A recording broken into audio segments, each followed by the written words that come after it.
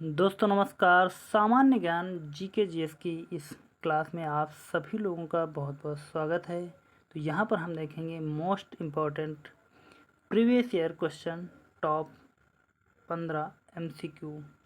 तो चलते हैं, शुरुआत करते हैं। और यह क्लास सभी एग्ज़ाम के लिए महत्वपूर्ण होगी, या इसमें जो क्वेश्चन हैं बहुत ही अच्छे क्वेश्चन हैं, या किसी भी एग्ज़ाम के लिए महत्वपूर्ण हैं। तो चलते हैं, शुरुआत करते हैं और देखते हैं यहाँ पर प्रश्न नंबर 1 से। जैसा कि पहला क्वेश्चन दिया गया है, किस शासक ने शाहरुख नामक चांदी का सिक्का चलाया? ऑप्शन ए दिया गया है अकबर, ऑप्शन बी है बाबर, ऑप्शन सी है हुमायूं, ऑप्शन डी है शाहजहां। तो यहाँ पर चारों ऑप्शनों में से इसका सही उत्तर बताना है। तो देखते हैं और बताते हैं इसका हम आप सभी लोगों को सही उत्तर। तो जैसा कि इसमें से दिया गया है, वह शाहरुख नामक सिक्का जो चांदी का था, किसने चलवाया था? तो यहाँ पर बी वाला राइट आंसर होगा, बाबर ने। और यह सिक्का कब चलाया था? 15वीं शताब्दी में। 15वीं शताब्दी के शुरुआत में चलाया गया था। और कहाँ पर चल रहा था? तो मध्य एशिया में, एशिया यानी कि ईरान के आसपास के क्षेत्र में यह चल रहा था।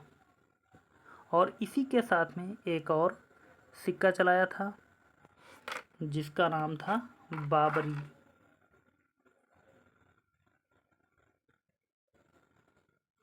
बाबरी नामक सिक्का कहाँ चलाया था? अफ़गानिस्तान के काबुल में। चलते हैं, बढ़ते हैं, देखते हैं अगले क्वेश्चन की तरफ। अगला क्वेश्चन दिया गया है, बौद्ध धर्म में त्रिरत्न का क्या अभिप्राय है? ऑप्शन के अनुसार देखें, ए त्रिपिटक, बी बुद्ध धर्म संघ, सी सील समाधि संघ, डी सत्य अहिंसा करुणा।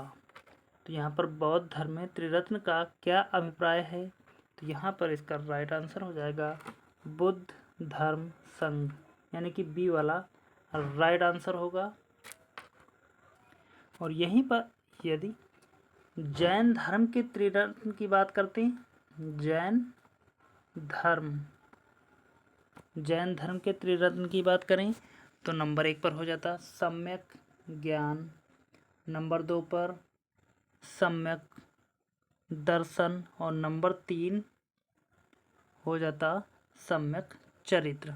तो यहाँ पर बौद्ध धर्म के जो हैं बुद्ध धर्म संघ, और जैन धर्म के सम्यक ज्ञान, सम्यक दर्शन, सम्यक चरित्र। तो यह जैन धर्म के त्रिरत्न हैं। आगे बढ़ेंगे और देखते हैं अगले प्रश्न की तरफ। जैसा कि अगला प्रश्न दिया गया है, चंपारण कृषि जांच समिति का सदस्य निम्नलिखित में से कौन नहीं था? A F G. Sly, B D J. Reid, C Anugrah Narayan, D Mahatma Gandhi. इन चार ऑप्शनों में से इसका राइट आंसर देखें कि चंपारण कृषि जांच समिति का सदस्य निम्नलिखित में से कौन सा नहीं था? तो हो जाएंगे सी अनुग्रह नारायण। था कौन कौन? यह एफ.जी. Sly, DJ. रीड और महात्मा गांधी, यह तीनों लोग थे।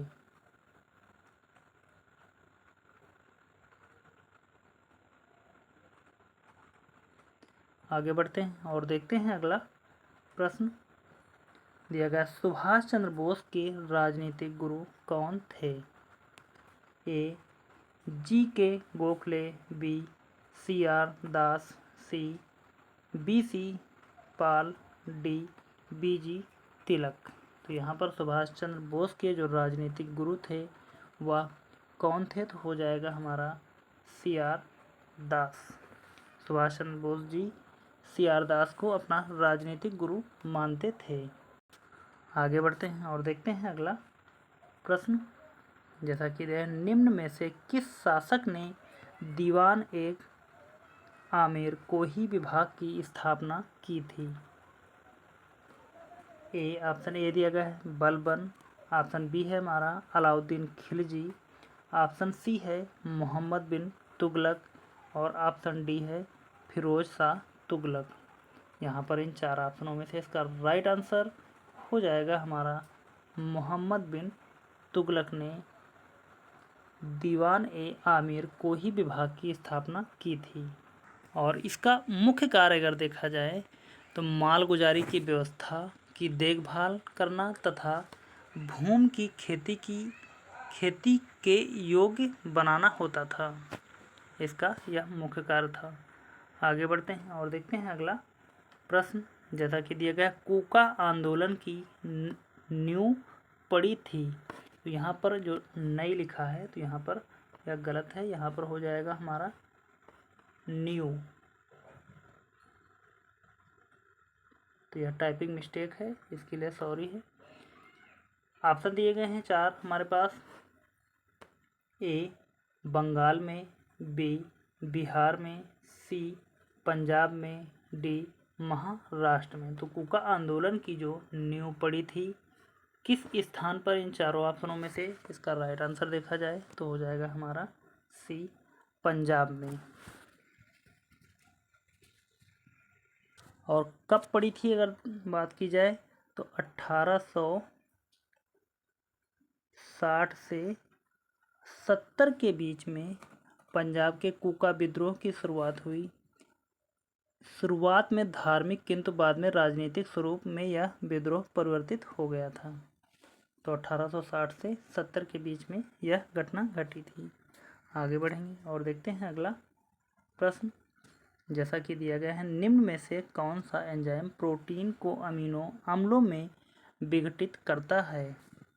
ए पेप्सिन, बी लैक्टोज, सी यूरियस, डी जाइमेस। तो यहाँ पर टाइपिंग में लैक्टेस या लैक्टोज आप कह सकते हैं। तो इन चारों ऑप्शनों में से इसका राइट आंसर बताना है। तो यहाँ पर जो एंजाइम है वह हो जाएगा पेप्सिन। आगे बढ़ेंगे और देखते हैं अगला प्रश्न। अगला प्रश्न दिया गया है निम्न में से कौन सा बहुलक सही सुमेलित नहीं है? ए एल्युमिनियम बॉक्साइट यानी कि एल्युमिनियम बॉक्साइट से, और copper, cinnabar, zinc, calamine, iron, haematite. तो यहाँ पर जो बहुलक सुमेलित नहीं है वह इनमें से हो जाएगा एल्युमिनियम बॉक्साइट, यानी कि ए वाला ऑप्शन सही सुमेलित नहीं है। आगे बढ़ते हैं और देखते हैं अगला प्रश्न। जैसा कि दिया गया समुद्री घास किस तत्व का मुख्य तथा महत्वपूर्ण स्रोत है? A iodine, B chlorine, C bromine, D उपरोक्त में से कोई नहीं। तो यहाँ पर चार ऑप्शन दिए गए हैं कि समुद्री घास किस तत्व का मुख्य तथा महत्वपूर्ण स्रोत है। तो यहाँ पर इसका राइट आंसर होगा ए आयोडीन। और समुद्री घास आयोडीन के अतिरिक्त किसकी प्रचुर मात्रा इस घास में पाई जाती है? तो हो जाएगा ऑक्सीजन की।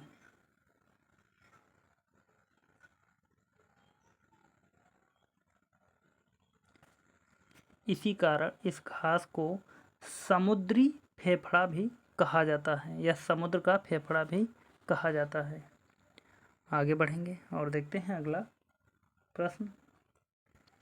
जैसा कि दिया है मकड़ियों द्वारा उत्पादित रेशम क्या कहलाता है? ए टसर रेशम, बी मूंगा रेशम, सी गासिमर रेशम, डी इनमें से या निम्न में से कोई नहीं। तो यहाँ पर इसका राइट आंसर देखा जाए कि मकड़ियों द्वारा उत्पादित रेशम क्या कहलाता है तो हो जाएगा सी वाला राइट आंसर गासिमर रेशम। आगे बढ़ जाएंगे और देखते हैं अगला प्रश्न। एक सामान्य 70 किलोग्राम भार वाले वयस्क मनुष्य में रक्त की कुल मात्रा होती है लगभग। यानी कि कितनी होती है। ए 6000 ml, बी 5000 ml, सी 4000 ml, डी 3000 ml। यहाँ पर एक सामान्य 70 किलोग्राम भार वाले वयस्क मनुष्य में रक्त की कुल मात्रा जो होगी वह कितनी लगभग। तो यहाँ पर यदि इसकी बात करें तो एक स्वस्थ मनुष्य की अगर बात की जा रही है तो एक स्वस्थ मनुष्य के शरीर का लगभग 7% वजन का रक्त होता है। यानी कि 70 किलो का कोई व्यक्ति है, उसका 7% यदि निकाला जाए तो यहाँ पर 5000 ml आ जाएगा। तो 5000 ml हमारा बी वाला राइट आंसर हो जाएगा। आगे बढ़ते हैं अगले प्रश्न की तरफ। अगला प्रश्न दिया गया है, ऊष्मा की इकाई इनमें से कौन सी नहीं है। ए सेंटीग्रेड, बी कैलोरी, सी अर्ग, डी जूल। तो यहाँ पर ऊष्मा की इकाई पूछी जा रही है, तो ऊष्मा की इकाई इनमें से जो नहीं है वह होगी सेंटीग्रेड, क्योंकि ऊष्मा की इकाई कैलोरी भी है, अर्ग भी है और जूल भी है। यह तीनों ऊष्मा की इकाई हैं। आगे बढ़ते हैं और देखते हैं अगला प्रश्न दिया है, विद्युत चुम्बकीय प्रेरण पर आधारित युक्ति है। ए धारामापी, बी विभवमापी, सी डायनमो, डी विद्युत मोटर। इन चारों ऑप्शनों में से इसका राइट आंसर अगर देखा जाए तो हो जाएगा हमारा विद्युत चुम्बकीय प्रेरण पर आधारित युक्ति डायनमो है। आगे बढ़ते हैं और देखते हैं अगला प्रश्न। यहाँ पर दिया गया, ताप के निम्न में से किस पैमाने में ऋणात्मक मान नहीं होता है। तो यहाँ पर दो जगह मिस्टेक है। तप के स्थान पर यहाँ पर ताप होगा, ताप, और मन के स्थान पर यहाँ मान होगा। तो यह दो मिस्टेक हैं, माइनर मिस्टेक, इसके लिए सॉरी है, थोड़ा सा टाइपिंग में मिस्टेक हो रही। दिया गया है, ताप के निम्न में से किस पैमाने में ऋणात्मक मान नहीं होता है। ए सेल्सियस, बी फ़ारेनहाइट, सी केल्विन, डी र्यूमर। इन चार ऑप्शनों में से इसका राइट आंसर देखें तो हो जाएगा हमारा राइट आंसर केल्विन में। ताप के केल्विन पैमाने में ऋणात्मक मान नहीं होता है। अगला प्रश्न देखते हैं, प्रकाश संश्लेषण प्रक्रिया के लिए निम्न में से किसकी उपस्थिति आवश्यक नहीं है। यानी कि जब प्रकाश संश्लेषण पौधों में होता है तो यहाँ पर किसकी आवश्यकता नहीं पड़ेगी।